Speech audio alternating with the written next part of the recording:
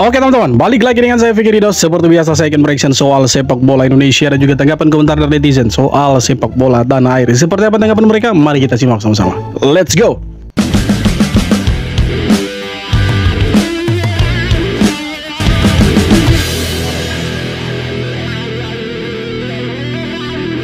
Gemuruhnya Stadion King Abdullah Sports City, Arab Saudi.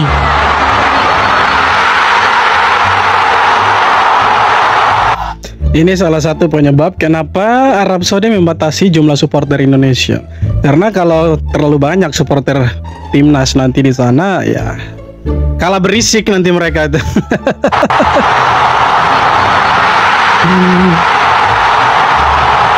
Ini proses golnya Indonesia nih ya. Indonesia sempat cetak gol duluan itu. Bayangkan ini bukan hanya 4.000-an orang nih. Makanya mereka itu batasi untuk ronde keempat itu hanya 4.000-an sekian lah. Jadi kalau misalkan mereka batasi ya jangan heran, karena memang kita punya orang-orang Indonesia yang ada di Arab Saudi itu banyak sekali.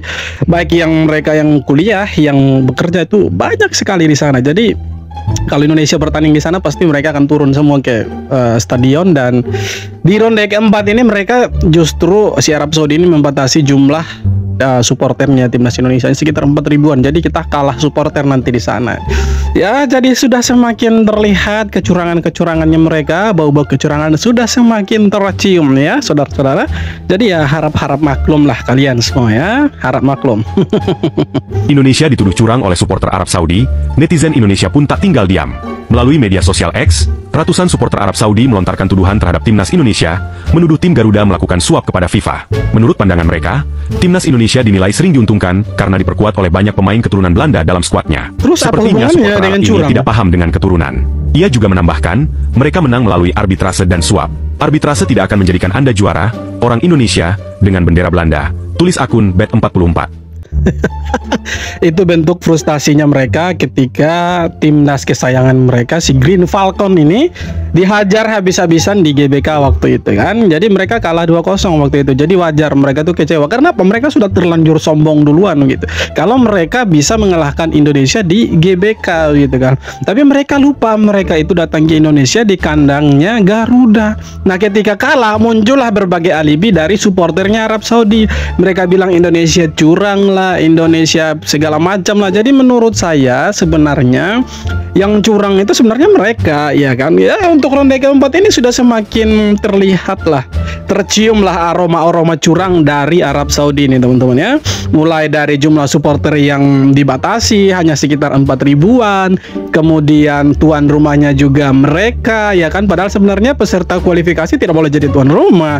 Toh mereka jadi tuan rumah itu kan salah satu bentuknya dalam tanda kutip kecurangan juga. Nah, kalau mereka menuduh Indonesia curang dan memakai pemain-pemain keturunan, saya pikir ya mereka salah. Karena jelas-jelas di situ kayak ada kata keturunan, artinya mereka punya garis keturunan Indonesia. Jadi ya kalau kalah ya biasa mencari alasan gitu. Nah, misalkan nanti ini ronde keempat mereka kalah lagi, maka ya sudah pasti mereka akan bilang Indonesia curang lagi. Padahal sebenarnya yang curang itu ya negara-negara Arab, termasuk mereka ini, bukan Indonesia. Dicurangin wasit waktu Indonesia versus Arab Saudi. Ini kan mereka bilang kita yang curang, padahal sebenarnya wasit ini juga curang bela Arab Saudi gitu kan. Kalau tidak salah wasit ini asal Uzbekistan ya, kalau tidak salah. Lihatin sampai Ivar Yener pun dilanggar, katanya melanggar itu pemain-pemain Arab Saudi, padahal sebenarnya tidak. Sampai tantrum kan si Ivar Yener ini, lihatin ya. Marah dia. Dihantam sama si Justin kan. Kartu merah Justin waktu itu.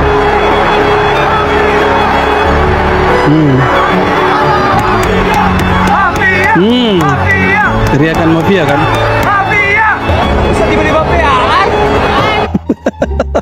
Jadi yang curang sebenarnya siapa? Indonesia atau mereka gitu. Kalau mereka bilang Indonesia diuntungkan sama wasit, justru ya sebaliknya gitu. Waktu bermain di GBK justru yang diuntungkan itu mereka gitu, karena sering-sering cek VAR ya kan. Indonesia kasar sedikit curang, katanya curang ya. Padahal ya wajar dalam pertandingan gitu kan. Tapi salah sedikit dibilang ya curang, harus cek VAR lah segala macam. Padahal sebenarnya ya kalah saja gitu kan. Ya beruntung lah mereka masih ronde keempat. Kalau tidak kan ya kasihan mereka, malu kan. Pascal Struwich merasa heran dengan orang-orang di Indonesia karena hal ini. Dalam sebuah wawancara, punggawa Leeds United itu merasa aneh mengapa masyarakat Indonesia bisa mengetahui bahwa dirinya memiliki darah keturunan di Indonesia. Mereka rupanya tahu bahwa saya memiliki darah Indonesia. Entah bagaimana mereka mengetahuinya, kata Pascal Struwich. Meski merasa heran dengan orang-orang di tanah air, Pascal Struwich menyebut dirinya merasa terkadang seperti orang Indonesia karena darah keturunan yang dimilikinya. Namun, potensi Pascal Struwich untuk membela timnas Indonesia bisa dikatakan tipis. Apalagi baru-baru ini Leeds United berhasil promosi ke kasta teratas Liga Inggris atau Premier League. Pascal Struwich jadi agak berat dia untuk bela timnas Indonesia. Walaupun ya mungkin sudah dirayu juga sama PSSI, sama Patrick Kluivert, ya kan. Tapi ya sebenarnya dia masih mau menunggu Belanda gitu, karena ya selain dia menjadi kaptennya Leeds juga, Leeds promosi ke Premier League, dan kalau dia memilih timnas Indonesia maka ya karirnya di Liga Inggris bisa ya terabaikan nantinya teman-teman ya. Jadi ya semoga Pascal Struwich bisa gabung di Indonesia lah. Kalau misalkan dia memilih Indonesia, wah keren, kita punya pemain yang bermain di Liga Inggris, dan keren sekali itu. Malaysia tidak bisa kayak kita. Bayangkan, 3 pemain timnas Indonesia saling berhadapan di tanah asing, lalu di akhir laga, mereka justru saling merangkul dan bertukar jersey. Sebuah momen yang bikin bulu kuduk merinding. Pekan kelima Liga Thailand jadi sorotan. Bangkok United menjamu Buriram United, tapi yang bikin heboh bukan cuma skor akhir 1-2, melainkan pertemuan Pratama Arhan, Shane Patinama, dan Sandy Walsh di lapangan yang sama. Baru menit ke-9, Shane Patinama sudah mencetak asis manis untuk gol Supachai Jaidet, sedangkan Sandy Walsh tampil disiplin, jadi tembok kokoh Buriram. Sementara Arhan, meski kalah, sempat menghadirkan peluang berbahaya di awal laga sebelum ditarik keluar di menit 79. Tapi sorotan terbesar justru datang setelah peluit panjang berbunyi. 3 punggawa Garuda itu berdiri berdampingan, tersenyum, lalu saling bertukar jersey. Sebuah simbol bahwa rivalitas hanya di 90 menit sementara persahabatan tetap abadi. Momen ini viral di media sosial, jadi bukti bahwa pemain Indonesia bisa bersinar di luar negeri. Kalau kamu bangga dengan mereka, tekan like, follow, dan tulis di komentar, Patrick Kluivert harus bawa timnas Indonesia ke Piala Dunia 2026. Ya harus bawa, kalau tidak bawa ya selesai gitu kan. Tidak ada cerita-cerita lain, tidak bawa ya selesai gitu kan. Tapi kalau ya kita omong Pratama Arhan, si Shane Patinama, Sandy Walsh, mereka bermain di Liga Thailand, ya keren lah ya. Dan ya betul, rivalitas itu hanya 90 menit. Selebihnya ya teman, apalagi satu negara sama-sama bela timnas, ya rivalitas di klub itu hanya 90 menit. Selebihnya teman. Nah itu baru betul. Mumpung orang FIFA kan. Berita apa lagi nih dari coach andalan kita semua? Coba kita dengar dulu ya. Coba saudara-saudara kita dengar. Tanya-tanya kan. Dia bilang, gue tanya, menurut lu gimana? Ini gue pertama kali bilang di sini nih. Belum di video gue Just Talk aja gue belum ngomong. Gue bilang, bagaimana menurut lu Indonesia main di Saudi sementara Saudi juga juga peserta, itu kan nggak fair. Rumah juga. Dia bilang ya itu nggak fair. Apakah FIFA nggak bisa intervensi? Kan AFC di bawah FIFA, jadi dia orang FIFA saja bilang itu tidak fair ya teman-teman ya, tidak fair. Oke, mari kita lanjut, dengar dulu. Dia jelaskan gini, itu keputusan yang politis, dia bilang, dan dia tahu gue influencer. Karena gue dikenalin sama Erick Thohir. Jadi, dan Erick Thohir bilang ini influencer, dikenalin oleh banyak pentolan lah, orang-orang penting lah. Dia bilang, jadi gini, keputusan untuk AFC menunjuk Saudi itu sangat politis. Iya. Gue tanya, apakah FIFA tidak bisa intervensi kalau ini putusan apa? Dia bilang, AFC itu bukan member FIFA. Oke, sudah jelas sekarang di sini ya teman-teman ya. Jadi AFC itu bukan member FIFA. Jadi kalaupun misalkan kita layangkan surat protes, katakanlah seperti itu, PSSI melayangkan buat surat protes ke AFC, tidak akan digubris ya kan? apalagi ke FIFA.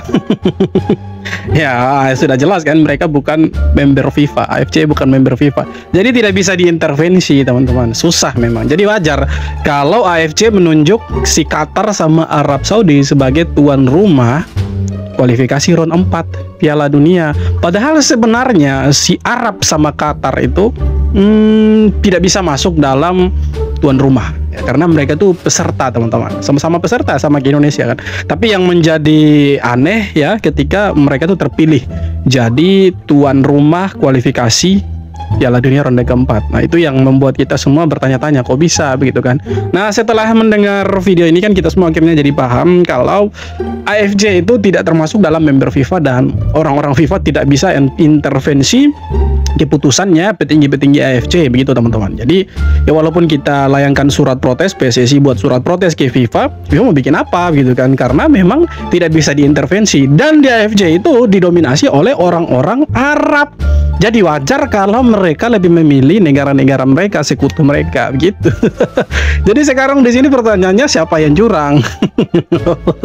Indonesia kah atau ya mereka gitu ya? Jelas jawabannya mereka yang curang, bukan Indonesia. Kapten timnas Indonesia benar-benar tidak kenal dengan yang namanya adaptasi. Penampilannya kembali dipuji-puji. Sassuolo memang kalah dari Inter, PJ Jazz dan kawan-kawan buktikan kualitasnya di Serie A. Dalam laga ini sorotan tidak hanya pada kemenangan Nerazzurri, melainkan juga performa Jazz dan rekan-rekannya. Meski timnya kalah, Sassuolo tampil penuh karakter dan membuat finalis Liga Champions musim lalu kesulitan hingga menit akhir. Pelatih Fabio Grosso bahkan memuji perjuangan Jazz dan kawan-kawan, menyebut mereka berani dan pantas mendapat kredit. Dan sebagai catatan, Bang Jai telah jadi pilihan utama sejak minggu kedua. Apakah tempat utama memang sudah menjadi miliknya? Ya harusnya jadi miliknya Joe Itses gitu, karena rugi beli mahal baru tidak dikasih main kan. Aduh, sangat-sangat rugi ya, pemain bagus tidak dikasih main kan. Aduh, sayang kan. Jadi ya layaklah dapat kesempatan sebagai starter seterusnya itu. PSSI protes mengapa wasit Kuwait yang akan memimpin laga Indonesia melawan Arab Saudi di ronde keempat, namun hal itu disebut sia-sia saja. Betul, kita sia-sia. semua tahu Kuwait tiba-tiba membatalkan secara sepihak laga melawan Indonesia September lalu tanpa penjelasan yang jelas, dan Erick Thohir mencurigai ada tindakan sabotase terhadap persiapan timnas Indonesia. Bak Gayung bersambut, kecurigaan makin kuat sebab justru wasit asal Kuwait yang ditunjuk menjadi wasit Arab Saudi melawan Indonesia. Kuwait dan Saudi sama-sama negara Timur Tengah, sehingga ditakuti sudah ada privilege yang dimiliki Saudi ketika melawan Indonesia. Ya, bisa dibilang seperti itu. Betul juga, masuk akal teman-teman, masuk akal itu betul. PSSI kemudian melancarkan protes ke AFC. Sayangnya, protes ini kemungkinan bisa sia-sia. Hal ini disampaikan dari Tahir, mantan anggota Komite Etika FIFA dan Exco AFC. Sebab Indonesia tidak punya wakil di Komite Eksekutif AFC, sehingga posisi Indonesia di AFC sangatlah lemah dan kurang efektif buat menekan adanya perubahan. Bahasa kasarnya, Indonesia tidak punya orang dalam di AFC, sehingga hal ini merugikan timnas Indonesia sendiri. Nah, itu dia penyebab lainnya, teman-teman. Nah, di sini kita sudah jelas semua. Yang pertama, AFC bukan member FIFA. Kemudian syarat politis, yang sekarang lagi tidak ada orang Indonesia di AFC. Jadi kita tidak bisa lobby-lobby sistem orang dalam, ordal-ordal lah. Gitu kan. Jadi ya sekarang sudah semakin terlihat jelas bahwa memang ini syarat politis gitu. Jadi Indonesia mau tidak mau, suka tidak suka, walaupun kita protesnya itu keras, kemudian sampai ke sana pun tidak didengar, ya mau tidak mau kita harus siap untuk main gitu ya, karena ini sudah ditentukan oleh mereka dan sudah final ya. Indonesia sebagai ya peserta kualifikasi harus mengikuti aturannya mereka, mau apapun yang mereka buat ya harus ikuti gitu. Jadi ya seperti ikut arusnya mereka lah. Dan pastinya kita akan dirugikan nantinya itu sudah jelas, itu 1001% Indonesia pasti akan dicurangi nantinya. Yakin sih, pasti itu. Bintang Malaysia Arif Aiman dibuat hilang dari lapangan oleh pemain Indonesia ini. Debut di Liga Champions Asia, Sain Patinama jadi tembok kokoh Buriram United. Arif Aiman, motor serangan JDT, nyaris tak bisa berkutik. Buriram bahkan balikkan keadaan, menang 2-1 atas raksasa Malaysia. Rating 7,8, Sain bukan cuma bek biasa. Dia mimpi buruk buat bintang Malaysia. Arif Aiman hilang, karena Sain hadir. Bintang Malaysia Arif Aiman. Jadi kalau mau cari Arif Aiman, ya coba tanya ke Sain Patinama gitu kan. Ya ada di kantongnya Sain Patinama. Jadi ya inilah kalau mereka membanding-bandingkan pemain-pemainnya mereka Malaysia dengan pemain-pemainnya Indonesia lah, sekelas Arif Aiman tadi dikantongi sama Sain Patinama yang secara ya notabene si Sain di timnas itu ya bukan pilihan utamanya Patrick Kluivert ya, tapi ya di klub ya dikantongnya.